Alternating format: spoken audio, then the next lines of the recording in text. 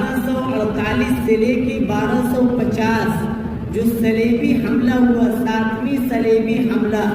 اس میں صلیبیوں کو، عیسائیوں کو مسلمانوں کے مقابلے میں بہت بری طرح سے شکست ہوئی۔ تو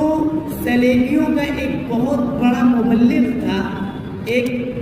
کرسچینٹی کا ایک بہت بڑا پریچر تھا جس کا نام تھا لوی نہو۔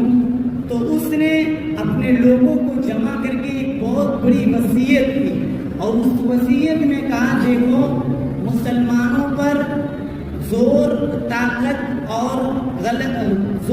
قوت طاقت کے بل پر غلبہ حاصل کرنا ناممکن ہے۔ اگر مسلمانوں پر غلبہ حاصل کرنا چاہتے ہو تو ان کے اندر اتحاد کو ختم کرو، انہیں ڈسٹریکشن میں مبتلا کر دو، ان کا تعلق قرآن و حدیث سے دور کر دو، ان کو مسلکی اور فقہی اختلاف میں مبتلا کر دو،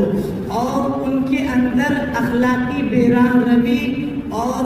خدا بیزاری اور دین بیزاری، یہ ساری چیزیں عام کر دو، کیونکہ مسلمان جس دن قرآن و حدیث سے دور ہو گئے ان پر غلبہ حاصل کرنا، ان پر کنٹرول پانا ہمارے قابو میں ہوگا۔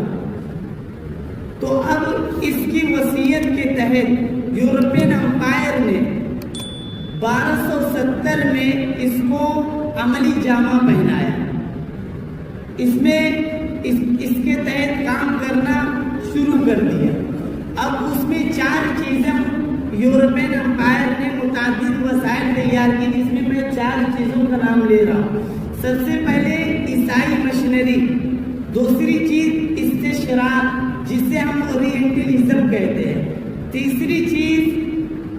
تجدد پسندی جسے ہم ماڈرنزم کہتے ہیں، چوتھی چیز فکری و ثقافتی الغار جسے ہم انٹلیکچوئل کلچرل انویشن کہتے ہیں۔ یہ 4 چیزیں یورپین امپائر نے تیار کی کہ مسلمانوں کے ذہن کو قرآن و حدیث سے ہٹاؤ، ان کے ذہن کو ماڈرن بناؤ، ان کے ذہنوں میں یہ چیزیں ڈال دو، یہ قرآن